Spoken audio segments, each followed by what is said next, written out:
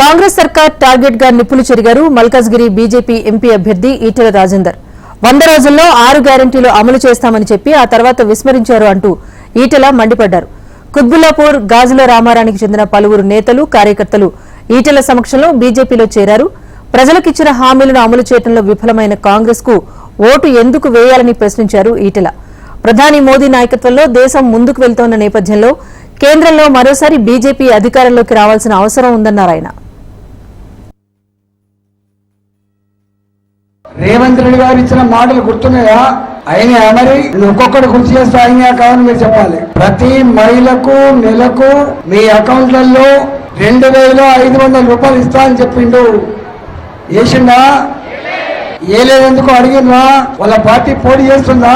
Congress party పోటీ చేస్తుంది కదా. మొన్నటి ఎన్నికల్లో ప్రతి మహిళకు ప్రతి నెల 1వ తారీఖు నాడు 2500 రూపాయలు మీ బ్యాంక్ అకౌంట్ లో జమ చేస్తా అని చెప్పిండు.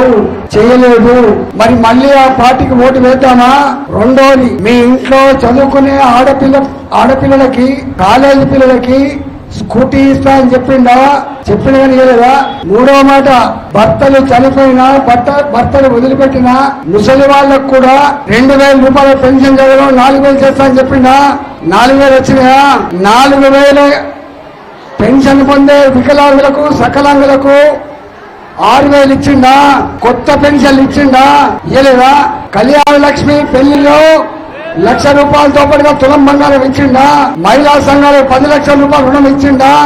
ఊర్లలో ఉండే రైతులకు 2 లక్షల రూపాయలు రుణమాఫీ చేసిండా?